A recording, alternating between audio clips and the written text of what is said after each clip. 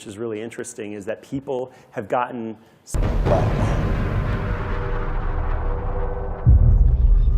The very word secrecy is repugnant in a free and open society. And we are, as a people, inherently and historically opposed to secret societies, to secret oaths, and to secret proceedings. And there is very grave danger.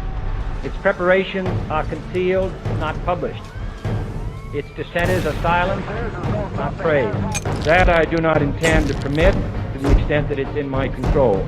But I am asking your help of informing and alerting the American people. I'm going to show you, except the second two pieces, could not be bought in a store until a few years ago. You stop and think about it when you started seeing this stuff. To buy these symbols here, you had to go to an occult store. Of course, that was easy for San Francisco. They've always been a little weird. But you go to the occult stores, but you had to prove that you were an initiated witch of a coven before they would sell this stuff to you, and it was made by their coven silversmith. The first one's called a pentacle. If you put a circle around it, it's called the pentagram. It's a symbol of witchcraft. And 1 point up is the symbol of witchcraft. 2 points up, like it's showing kind of there, it's the symbol of Satanist church, the symbol of the horn god. You might also notice it's also the symbol of the Eastern Star. We were in San Francisco last night, and in the building that the Illuminati houses the Rothschild's private enforcer, Isaac Bonowitz. He's like a living computer. He's also one of the members of the council that I left. In the store down below, which sells many pieces of occult jewelry, they sell ladies' compacts with Eastern stars embedded in them, with all the little runes and so on. This is called the hexagram, not the Star of David. The Star of David is a name change on it.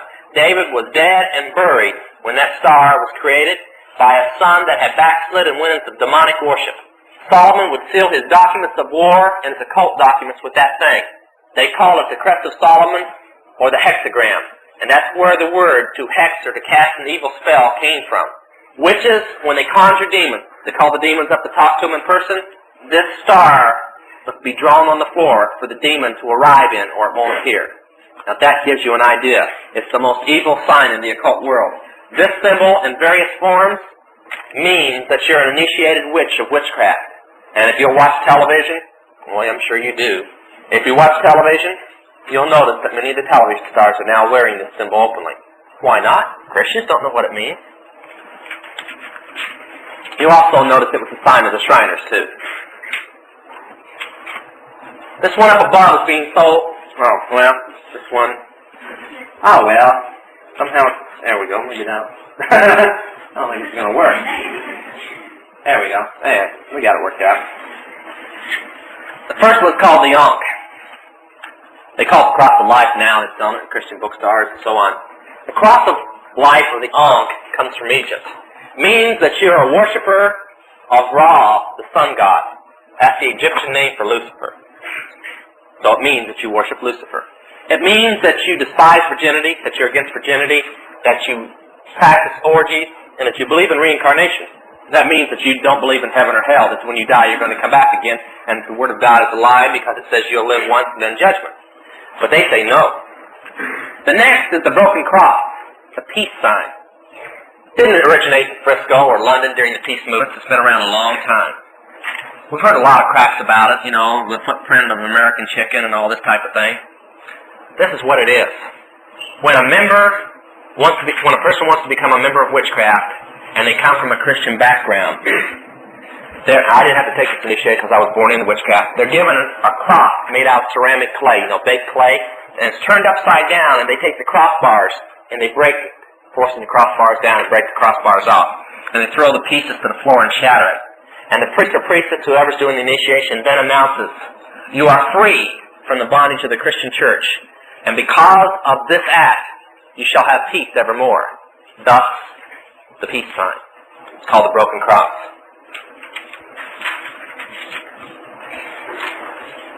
This one you're not going to find until about a year from now. Anybody ever seen this symbol before? Everybody wants 666. You're right. 666. It's 3 overlapping sixes. Okay, here's where you can find it. You can find it on the world currency printed out of Brussels. We bought $10 billion of it. but our president decided that it's better to go with the credit card than the currency now, so we're not going to use it. You'll find it in clothing and shoes made in the common market countries, in the labels of the clothing. More recent, about a year ago, it was on national television, when the President of the United States, you know, the peanut eater from Georgia, well, I mean, you know, that's about the best I can do for him. I could say more. Said he had personally designed a national security card that would be the answer to the problems in the United States. And that every citizen, law-abiding citizen, would have one of these cards to prove they were a law-abiding citizen. You know, whatever.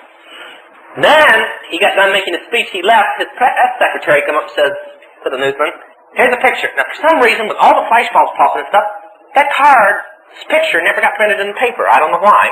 Maybe they decided it was a bad move. But in the center of the card was a pearl white glossy card, computer plastic type.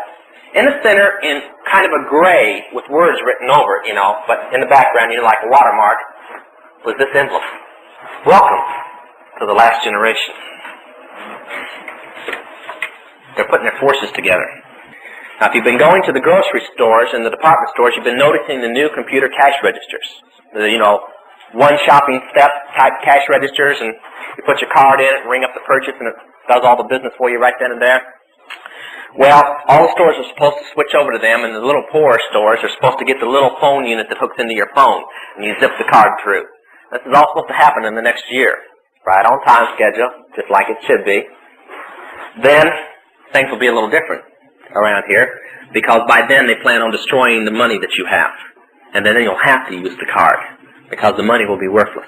Now, if you think, if you've been noticing all the television commercials, security is the word that everybody's been using on television commercials. Prepare for the future. Pack up for security this and security that.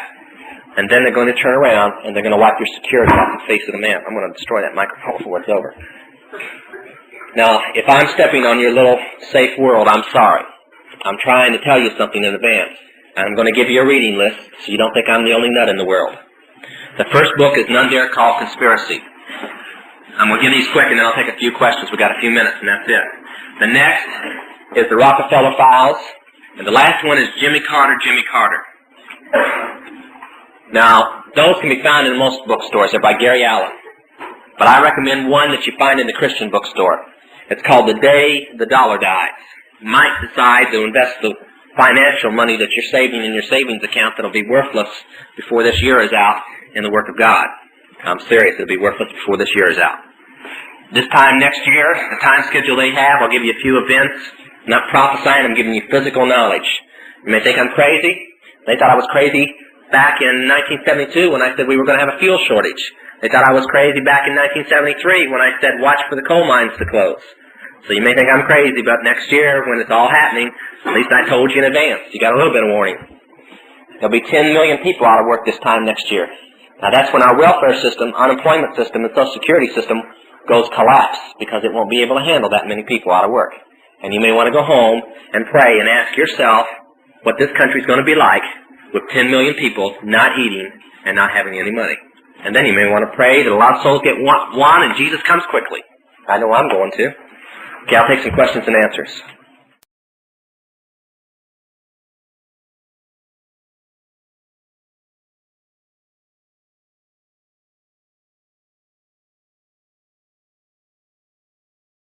I'm not going to do what I usually do and really pick on the Masons tonight. I'm just simply going to read from two books of theirs, and I'm going to let the Masons draw their own conclusion. That which we must say to the crowd is, we worship a God, but it is a God that one adores without superstition. To you, sovereign, grand, inspectors general, we say this, that you may repeat it to the brethren of the 32nd, 31st, and 30th degree.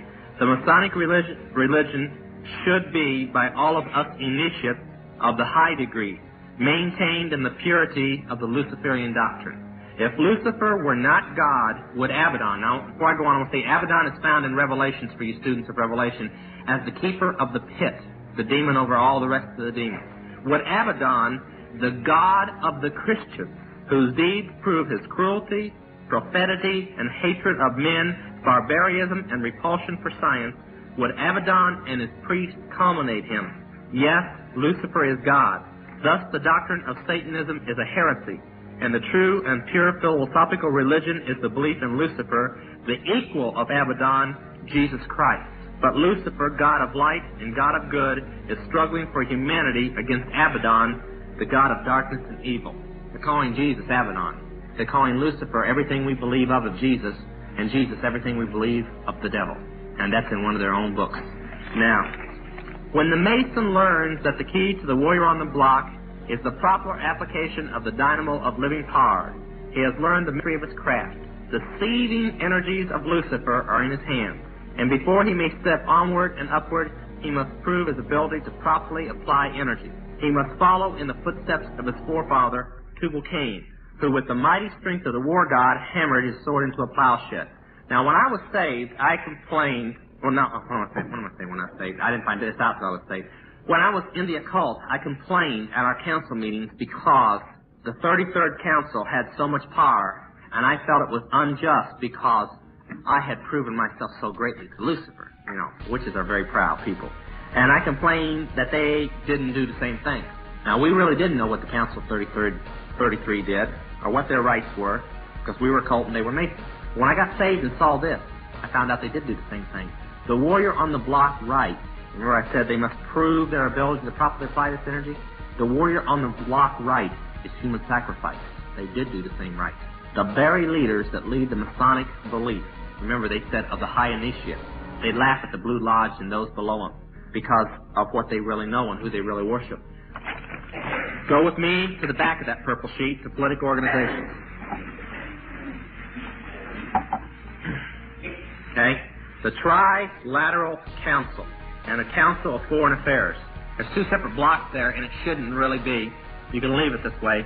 The Trilateral Council is the brain center of the Council of Foreign Relations.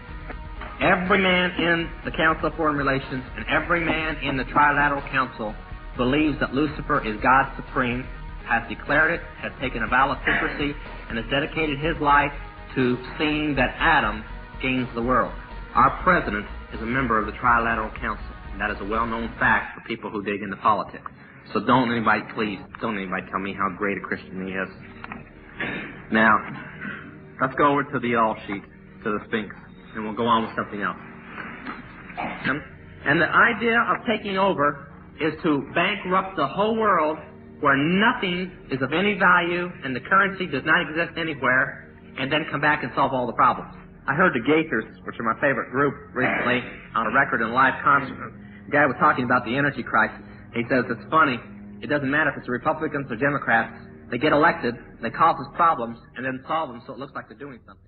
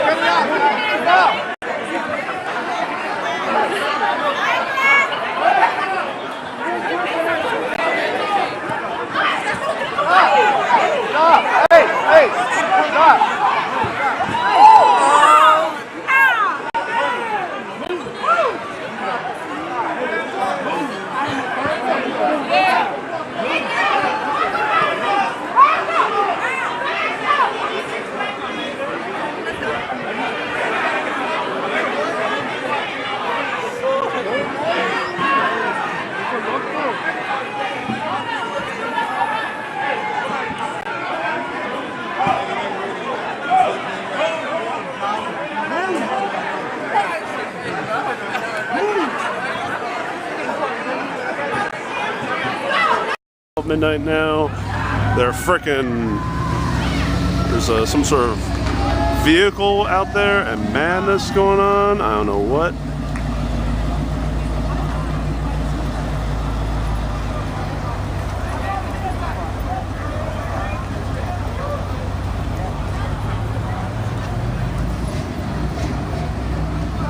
Emergency vehicle. Likely not getting in. Whatever. It's gotten considerably crazier in the past 2.5 hours.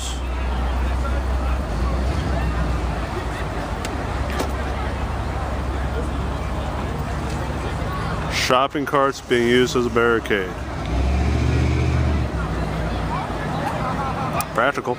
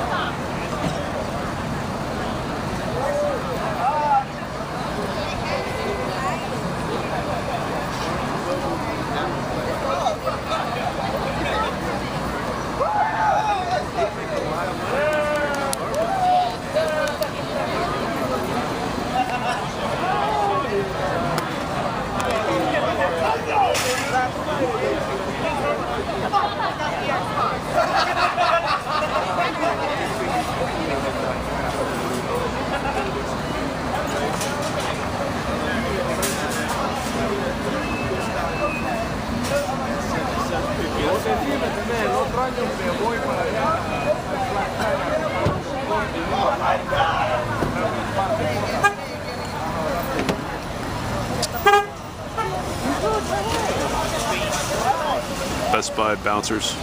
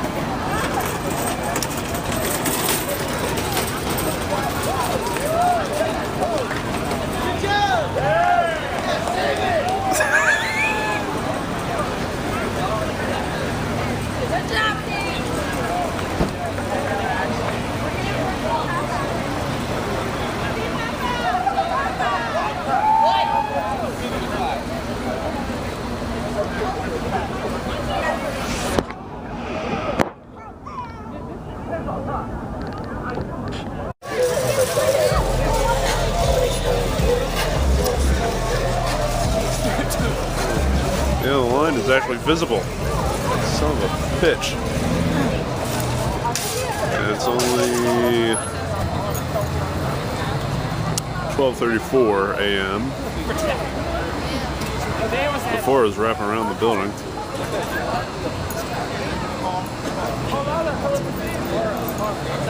That's a little more comforting, I guess. It worked out. I'm happy.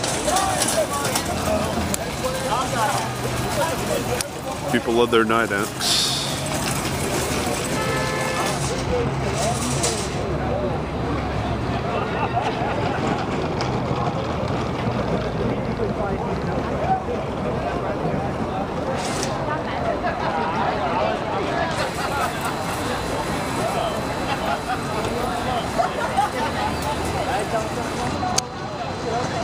Copper.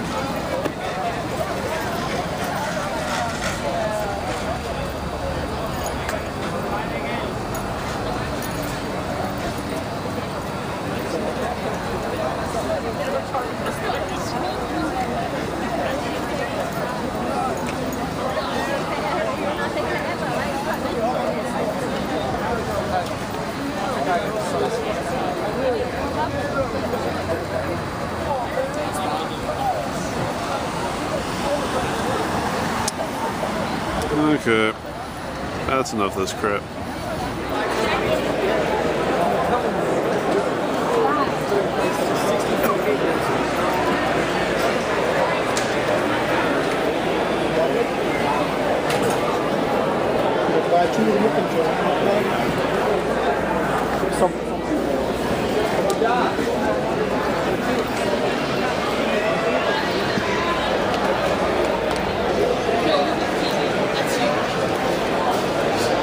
Walmart having a nice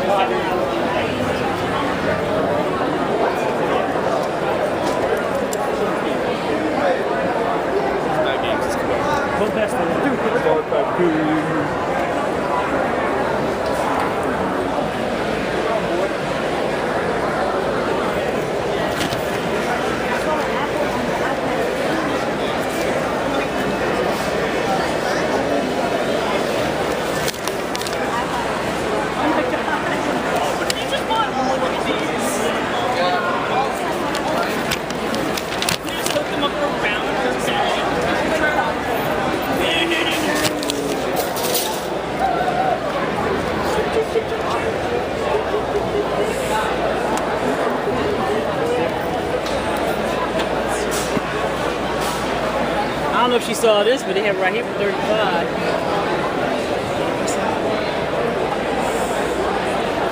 Oh, sorry.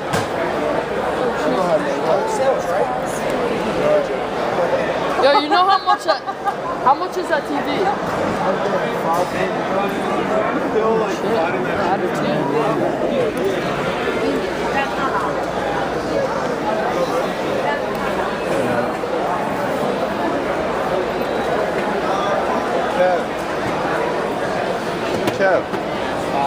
It's a long way toward the creation of a legitimate global democracy. Because the more people unite in one place, the more powerful their voice becomes.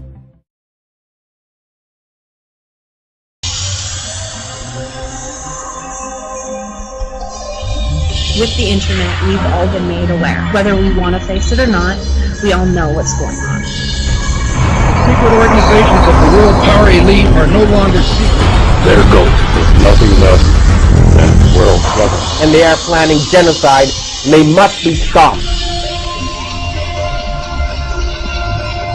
Literally stealing $100 million a day. Goldman Sachs is stealing every day on the floor of the exchange. They should be in The Hague. They should be taken up on financial terrorism charges. They're causing as much loss of life. A mind-blowing piece of information about the Titanic.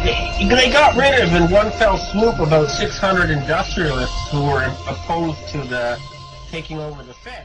A Greek departure from the currency would inflict collateral damage, says PIMCO. At worst, it could spur sovereign defaults in Europe, as well as bank runs, credit crunches, and recessions that may spark more euro exits. Look, Greek exit, at worst, means more money printing for the banks, and they've already priced that into their stocks and their bonuses. What they're really afraid of is that a country finds its inner gonads and decides to become politically independent.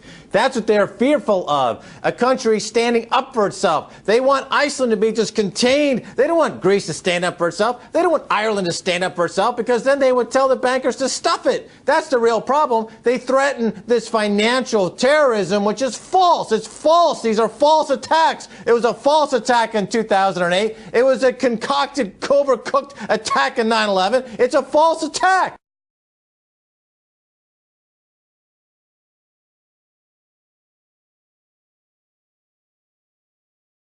In Iceland, 4 former bank chiefs have been jailed for fraud. The sentences go as far as 5 years behind bars. They're accused of concealing that a Qatari investor bought a stake in their firm, using cash lent from the bank itself, illegally. The deal took place just ahead of the collapse of the bank due to huge debts. This shit's got to go. Hey, guess what country is getting itself out of a financial hole by some rather draconian measures? Well, Greece? No, not even close. Yeah.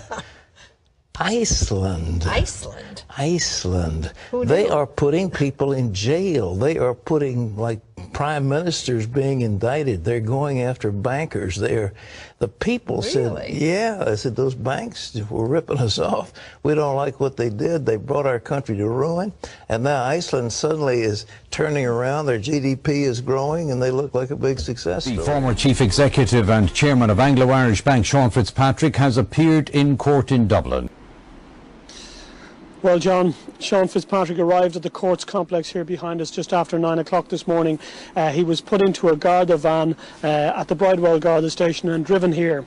He had been arrested at 5:37 a.m. at Dublin Airport. He had flown back in from the United States in the early hours of the morning, and he met officers from the Garda Bureau of Fraud Investigation and officers working for the Director of Corporate Enforcement by arrangement. There was an appointment made and they met at Dublin Airport. A 31-year-old man was arrested in London earlier today. A guy you could say had a bit of a gambling problem. Just how much money did he lose while working as a trader at the investment bank UBS? Just $2 billion. Treasury Secretary Timothy Geithner potentially facing criminal charges. Geithner was the president of the New York Federal Reserve Bank in the fall of 2008 when the Federal Reserve and the Treasury and the White House and the Congress decided to bail out AIG. Right. In the process of that bailing out of AIG, many documents were exchanged. If you went to the bank to borrow money, you'd have to fill out documents. One of the documents AIG filled out said, we owe X dollars to Goldman Sachs and we plan on paying them 100 cents on the dollar. According to Bloomberg, emails that came out yesterday say that lawyers for the Federal Reserve Bank said, we were told to strike this from the form so that AIG would not reveal to the Treasury Department or to the public that this money was going to be paid to Goldman Sachs because that's a politically toxic issue. Goldman Sachs making a fortune, making 100 cents on the dollar with federal funds. Now, if you go to buy a $25 savings bond from the federal government and you falsify the document to acquire that bond, you can go to jail. That's right. If you borrow $185 billion from the government, like AIG did, and you falsify a document, even if the government told you to do so, the people involved can go to jail. Debate in India over thousands of crores of black money being stashed away in secret Swiss bank accounts. A former Swiss banker has handed over details of offshore accounts of 2,000 high net worth individuals to the whistleblowing website WikiLeaks.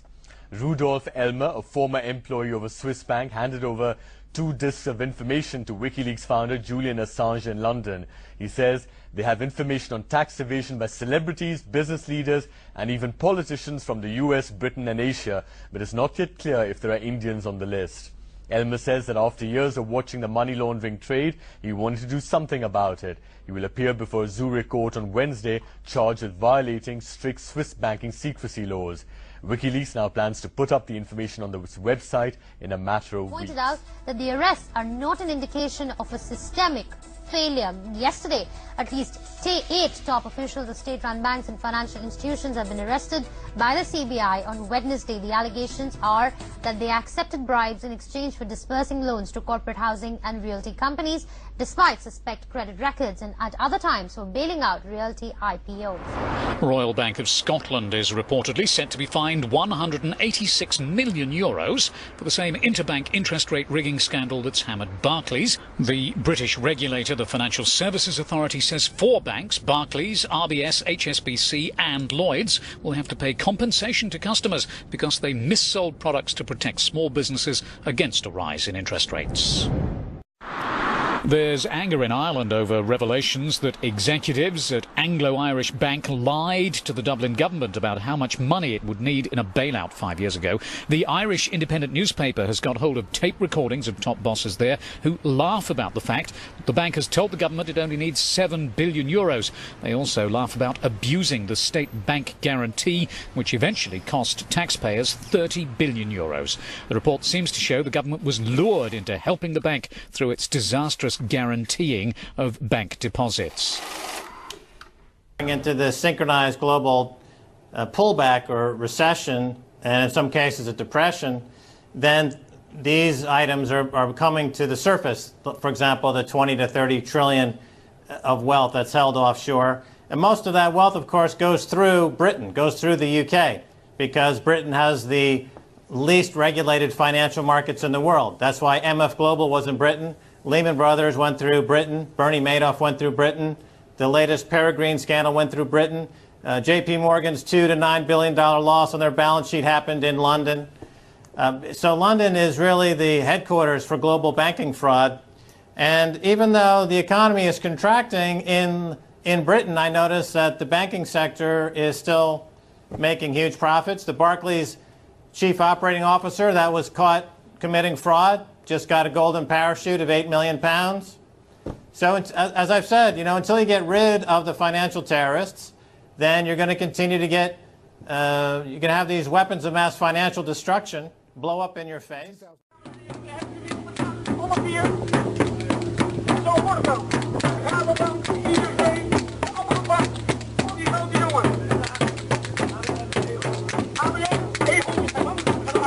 One of the most influential men in the world, but no amount of money can buy his freedom.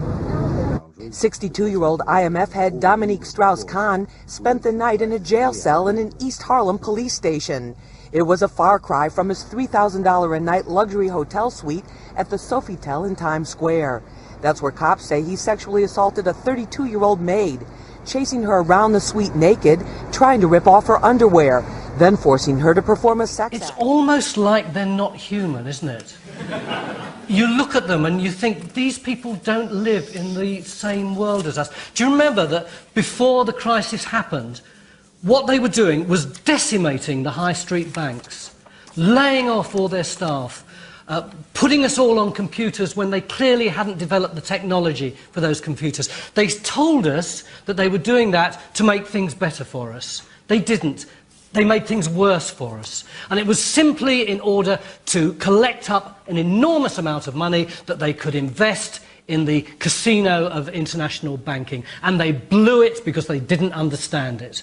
And then they come back to us and say, oh, can you bail us out now for hundreds of millions of pounds? We give them the flipping money and they don't lend it to us even though they've promised to do so. They have the gall to increase their wages by 12%, to give themselves bonuses and say we've got to do this because if we don't, we'll leave the country. And all the time, actually, in the background, they're committing acts which in any other business I think would be seen as criminal. I have no respect for British bankers and the British banking system at all. They've dragged us into that situation. It's about time they started getting us out. Another posh New York City hotel, another hotel maid saying she was sexually assaulted by another foreign banker. $96 billion lawsuit just filed against 17 major banks. There's 236 resignations from the world banks. The arrests of the leaders of the criminal cabal. The dark cabal rats are panicking and turning on each other. They are threatening to kill each other. And just attack that market. Greece was put out of business by financial terrorists. Same thing with Ireland. Same thing with Italy. Same thing with Spain. That's what we're dealing with here. Weapons of mass financial destruction in the hands of sociopaths like Lloyd Blankfein at Goldman Sachs, like Jamie Dimon at JP Morgan. These are the real terrorists. We're cutting off their money, and we're going to put them in jail. They have to surrender. Once these murderers are out of power, you will find so many wonderful things in your life. I guarantee you this. I think you know why this title could be conferred on my candidacy. Just before you met, a weekly news magazine with wide circulation featured a section entitled Kennedy's Liberal Promises and described me, and I quote, as the farthest out liberal Democrat around, unquote. While I am not certain of the beatnik definition of farthest out, I am certain that this was not intended as a compliment. And last week, as further proof of my credentials, a noted American clergyman was quoted as saying that our society may survive in the event of my election, but it certainly won't be what it was. I would like to think he was complimenting me, but I'm not sure he was.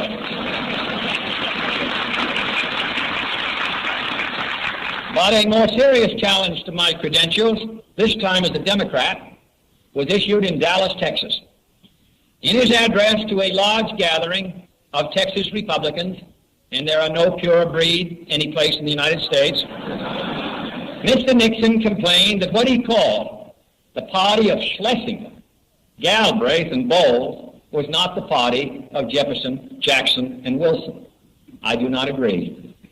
But I have no intention of issuing a similar challenge to my opponent's credentials.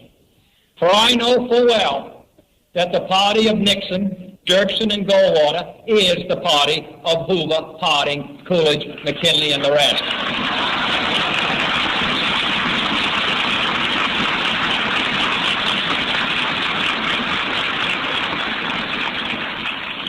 The final proof is the old political adage that you can tell a friend by the enemies that he makes.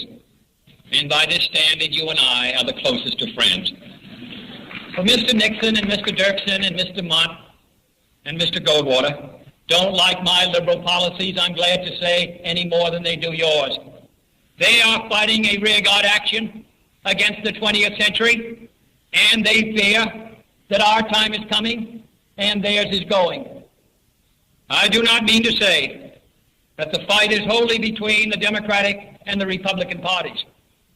Those of you who are here tonight are proof of the fact that some of the best friends that the Democrats have are not in the Democratic Party.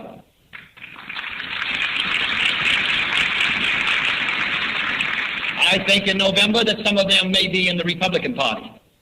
But I hold out no hope at all for the vast and impressive number of Republicans who suddenly, just before election time, those who are running for office, suddenly begin to sound like true religion.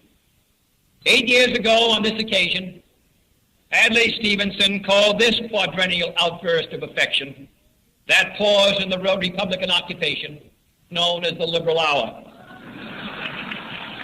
And he added it should never be confused, and he was right, with any period when Congress is in session.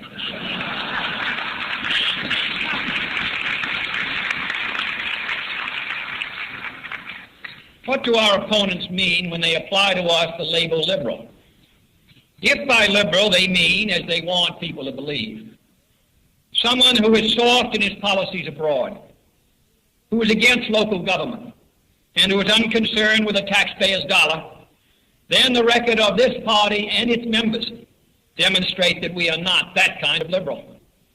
But if by a liberal they mean someone who looks ahead and not behind, someone who welcomes new ideas without rigid reactions, someone who cares about the welfare of the people, their health, their housing, their schools, their jobs, their civil rights and their civil liberties, someone who believes that we can break through the stalemate and suspicions that grip us in our policies abroad. If that is what they mean by a liberal, then I'm proud to say that I'm a liberal.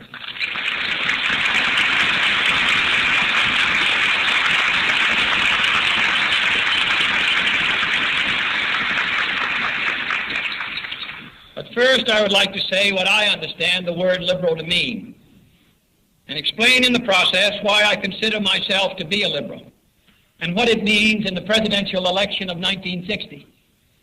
In short, having set forth my views, I hope for all time 2 nights ago in Houston, on the proper relationship between church and state, I want to take this opportunity to set forth my views on the proper relationship between the state and the citizen. This is my political credo. I believe in human dignity as the source of national purpose, in human liberty as the source of national action, and the human heart as the source of national compassion, and in the human mind as the source of our invention and our ideas. It is, I believe, this faith in our fellow citizens, as individuals and as people, that lies at the heart of the liberal faith. For liberalism is not so much a party creed or a set of fixed platform promises, as it is an attitude of mind and heart, a faith in man's ability, through the experiences of his reason and judgment, to increase for himself and his fellow men the amount of justice and freedom and brotherhood which all human life deserves.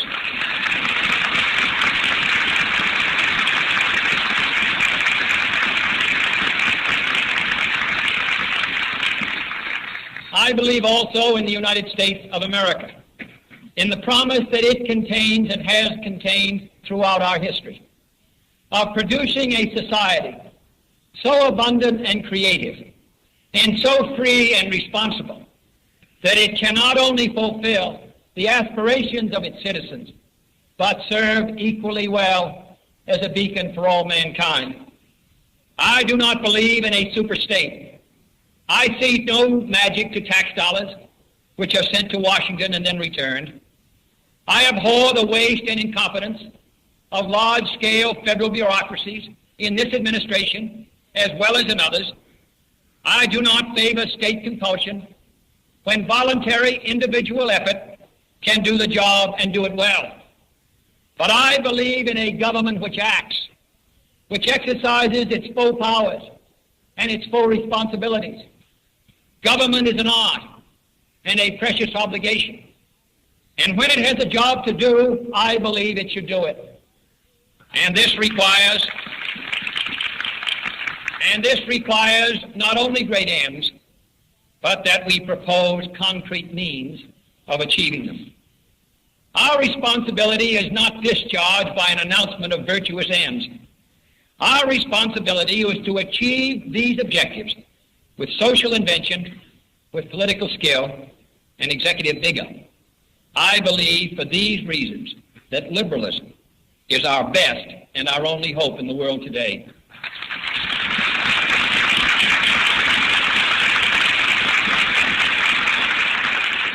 For the liberal society is a free society, and it is at the same time, and for that reason, a strong society.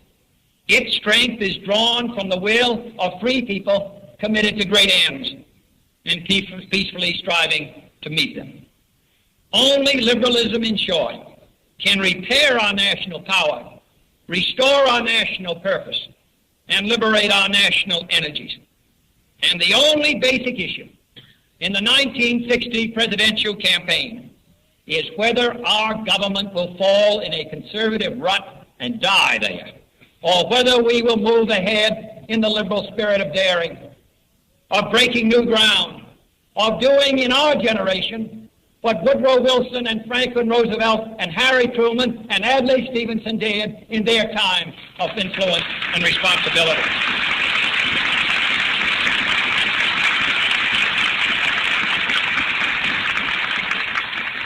Our liberalism has its roots in our diverse origins.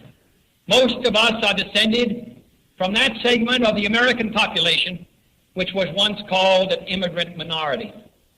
Today, along with our children and grandchildren, we do not feel minor. We feel proud of our origins, and we are not second to any group in our sense of national purpose. For many years, New York represented the new frontier to all those who came from the ends of the earth to find new opportunity and new freedom. Generations of men and women who fled from the despotism of the czars, the horrors of the Nazis, the tyranny of hunger, who came here to the new frontier in the state of New York. These men and women, a living cross-section of American history, indeed a cross-section of the entire world's history of pain and hope, made of this city not only a new world of opportunity, but a new world of the spirit as well.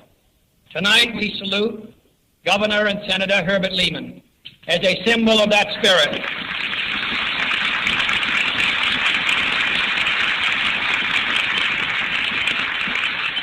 And as a reminder that the fight for full constitutional rights for all Americans is a fight that must be carried on in 1961. Many of these same immigrant families produced the pioneers and builders of the American labor movement. They are the men who sweated in our shops, who struggled to create a union, who were driven by longing for education for their children and for their children's development. They went to night schools. They built their own future, their union's future and their country's future, brick by brick, block by block, neighborhood by neighborhood. And now in their children's time, suburb by suburb. Tonight we salute George Meany as a symbol of that struggle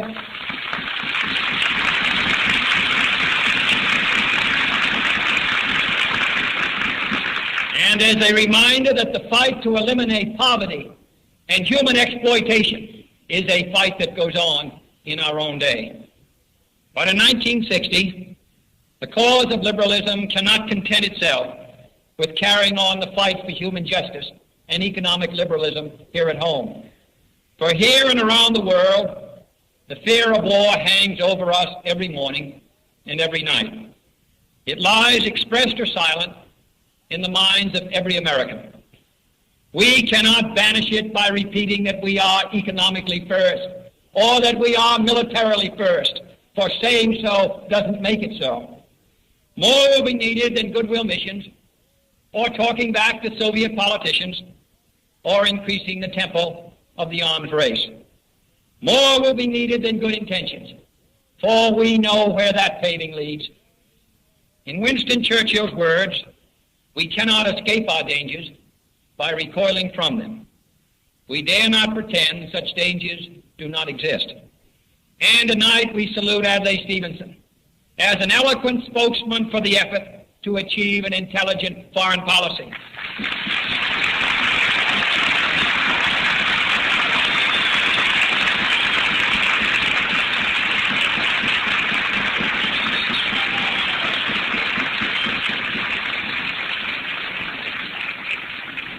Our opponents would like the people to believe that in a time of danger, it would be hazardous to change the administration that has brought us to this time of danger.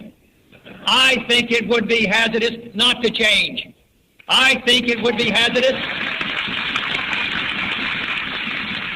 to continue 4 more years of stagnation and indifference at home and abroad, of starving the underpinnings of our national power, including not only our defense, but our image abroad as a friend. This is an important election. This is an important election in many ways, as important as any in this century.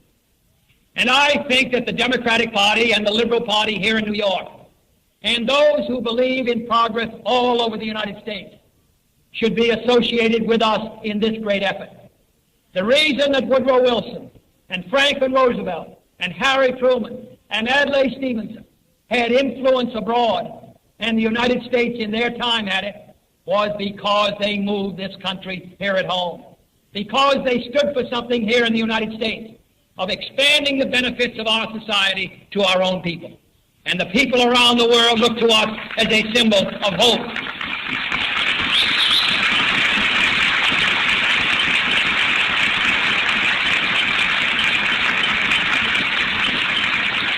I think it is our task to recreate that same atmosphere in our own time. Our national elections have often proved to be the turning point in the course of our country.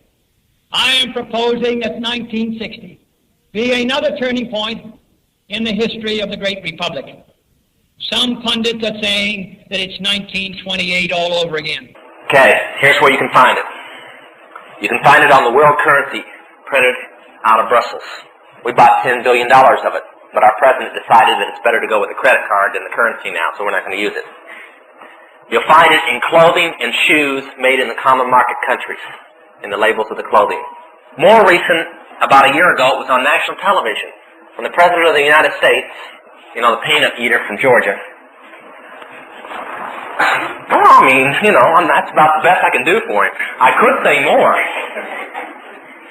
Said he had personally designed a national security card that would be the answer to the problems in the United States. And that every citizen, law-abiding citizen, would have one of these cards to prove they were a law-abiding citizen. You know, whatever. Then, he got done making his speech, he left, his press secretary come up and says to the newsman, here's a picture. Now, for some reason, with all the flashbulbs popping and stuff, that card's picture never got printed in the paper. I don't know why. Maybe they decided it was a bad move. But in the center of the card was a pearl white glossy card, computer plastic type. In the center, in kind of a which is really interesting, is that people have gotten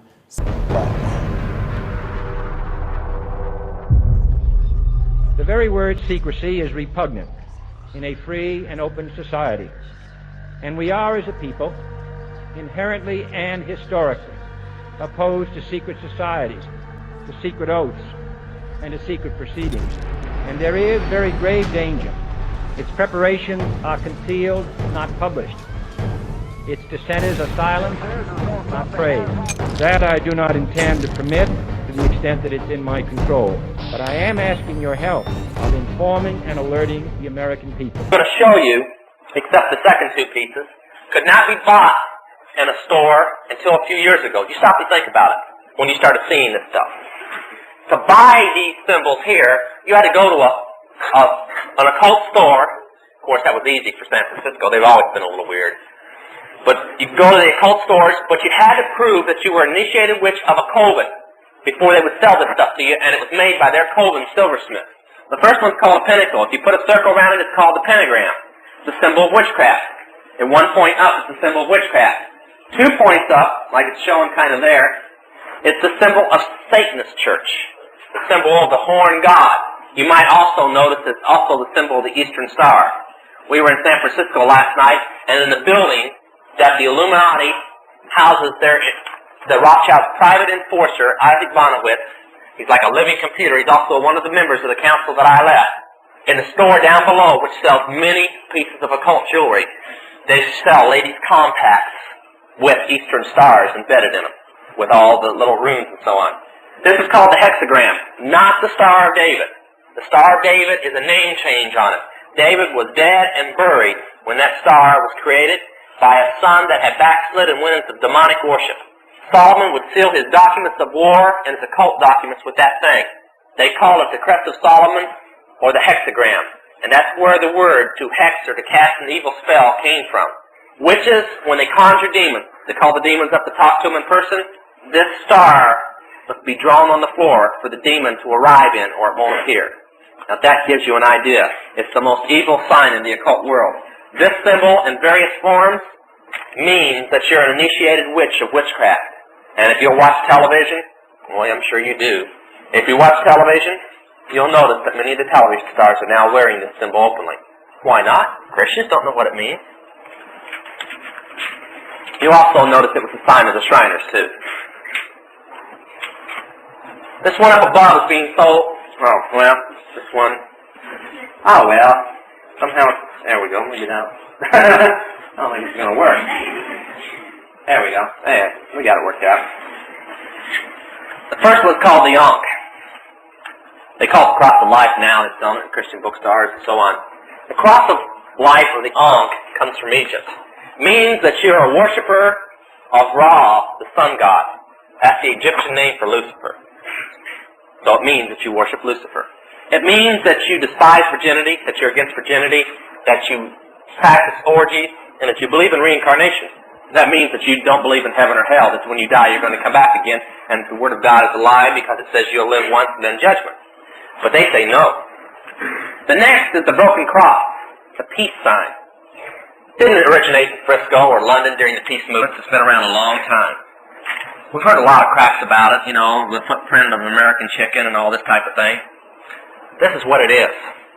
When a person wants to become a member of witchcraft, and they come from a Christian background, I didn't have to take this initiation because I was born into witchcraft. They're given a cross made out of ceramic clay, baked clay, and it's turned upside down, and they take the crossbars and they break it, forcing the crossbars down and break the crossbars off. And they throw the pieces to the floor and shatter it. And the priest or priestess, whoever's doing the initiation, then announces, you are free from the bondage of the Christian church. And because of this act, you shall have peace evermore. Thus, the peace sign. It's called the broken cross.